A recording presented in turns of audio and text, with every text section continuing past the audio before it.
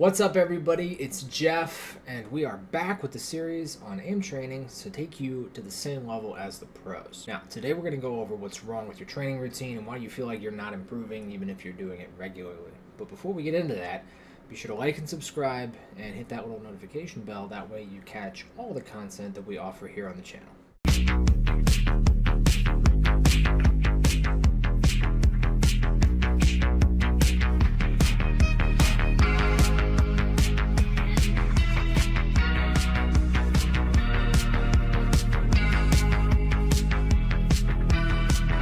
So, today we are going to be talking about why you feel like you're not improving, or don't feel like you are improving, however you want to phrase it, even though you aim train regularly. Now, to be clear, you don't need to be following any of my guides or examples or suggestions or guidelines in order for this to apply to you. All you need to be doing is some dedicated task that you have decided is to improve your aim, and there's many of those available.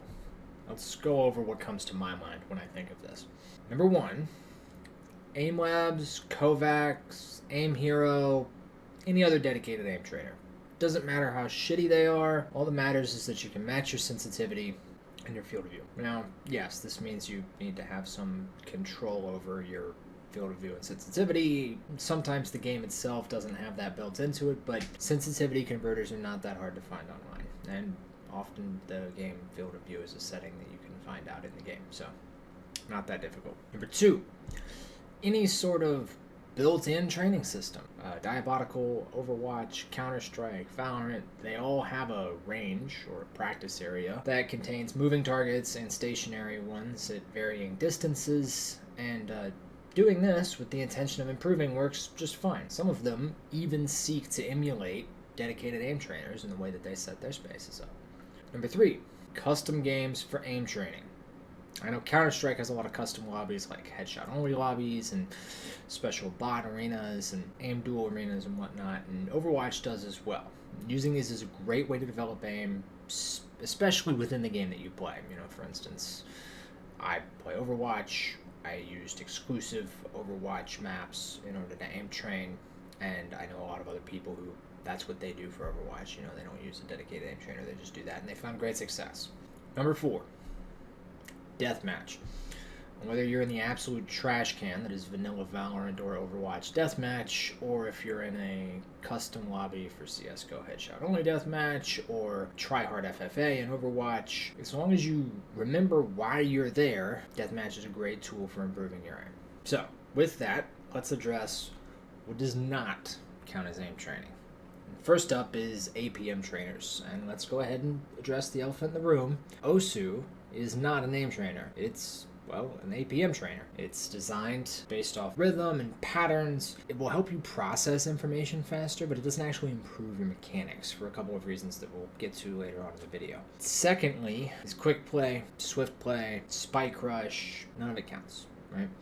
Objective-based game modes are the enemy of aim training because there's too much metagaming, too much playing around timings and positioning and holding angles. And before you go and play Quake Ranked, don't, because you're going to run up against some sweaty nerd who really wants to win and is going to deny you gunfights when you have advantage and control resources on the map and only take gunfights when they have advantage. And, you're going to be in a really tough spot the whole time.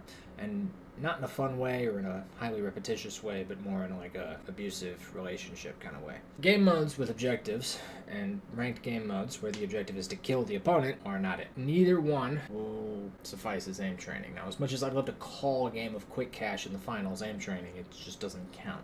That more or less covers what doesn't count.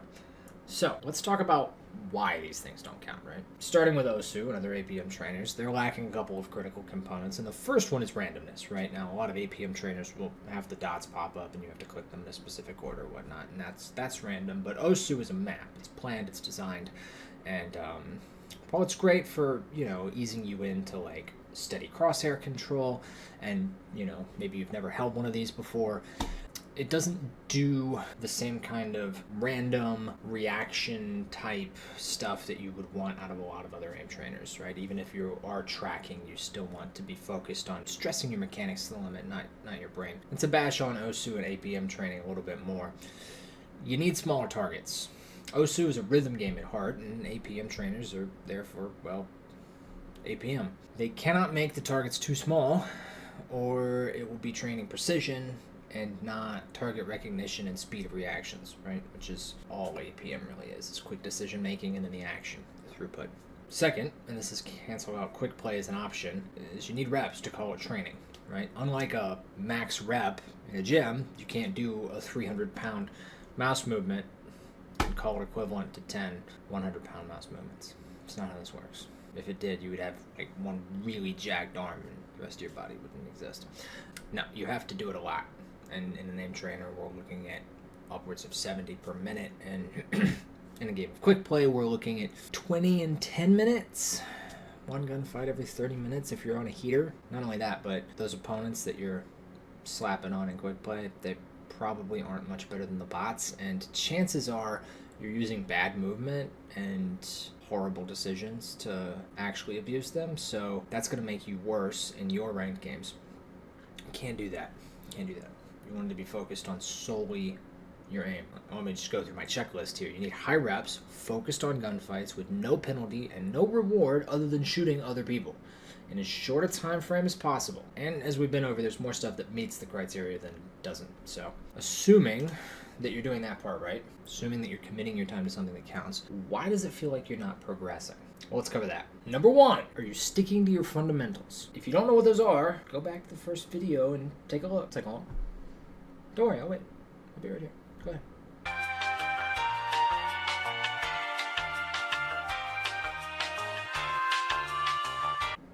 Good. Now that you're back, make sure we're using those. Number two, this might be the most important one. I said the other one first to reinforce good habits, but let's make sure that we know why we're here, all right? We're not in here to win our deathmatch. We're not in here to set our aim lab high score. We're not in here to give a damn about any score, actually. We're here to aim train. That means pushing yourself to your limits. What's your scenario? Is it speed-based? Then go faster, but keep your accuracy high. Is it precision-based? Then don't miss, but try to hit more targets in less time. Is it a Valorant team deathmatch? Then swing! You need to be pushing your mechanics, all right? Not your brain. You need to be making sure that you're digging yourself out of bad situations with raw aim. And I'll tell you this now, stuff that doesn't shoot back is almost always better for this. But there is a point where you need the pressure of not being able to miss, of having to rapidly acquire targets very quickly and be discerning in who you're fighting in order to continue progressing, right? To break down what I just said real quick, the vast majority of people pushing yourself to the limit in targeted tasks like 6-shot, grid shot, spider shot, etc., or just within a practice range is going to be ideal for you. Why is that? Well, because you need to target an area of improvement in order to gain ground, and you'll take massive strides by focusing on one thing at a time. However, there is an elite cast of players who have pushed themselves to the very highest percentile of metrics, and they can intentionally misposition in team deathmatches and regular deathmatches to force a higher number of more difficult fights so that they can utilize their raw mechanics to dig themselves out of those bad decisions. This is difficult for most people to do, which is why I'm making it a separate caveat. First, you have to be nearing mechanical peak ability, right? For Valorant, what I've found is your bad day needs to be Immortal 3. And this is very serious. It takes nothing less than that, really, to be aware enough of good positioning, timings,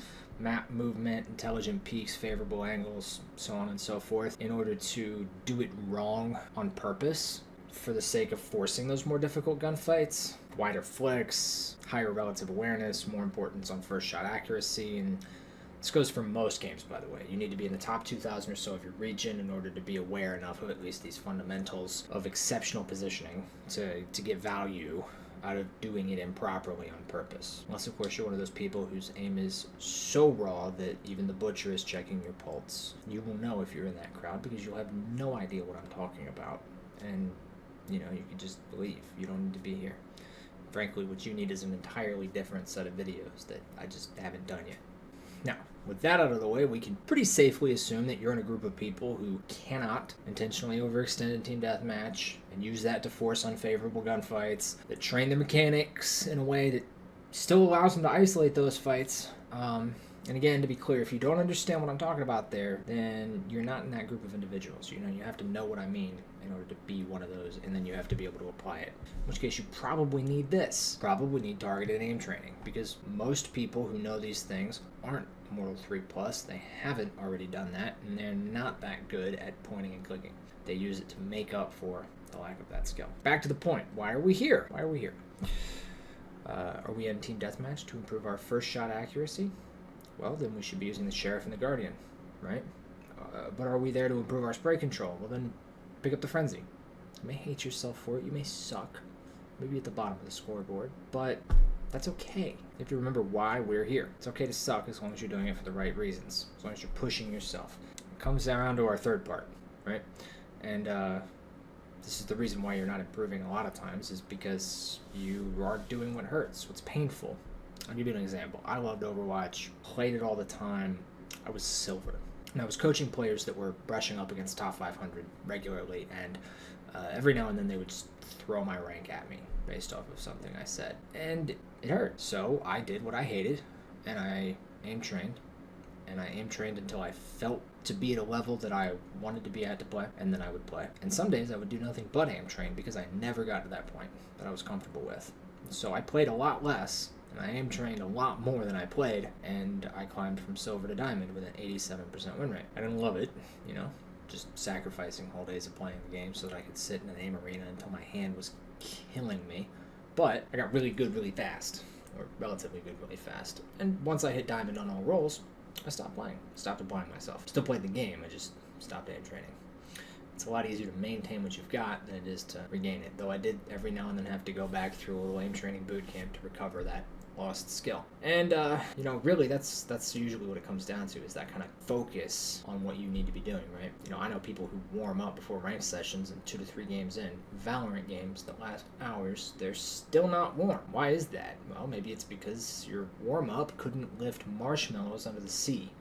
It's so weak. If you're gonna train your aim, do it like you want to be somebody. Chances are those 3 things are what make you feel like you're not improving, even though you're aim trained. Remembering and applying the fundamentals, remembering we're there to practice, not perform, and most of all, remembering to do what hurts. Whatever's difficult is probably the area you need to focus on the most. Lex Luthor once said, basic rule of business: turn every weakness into a strength. Go out there and push yourself to be the best at what you've set out to do.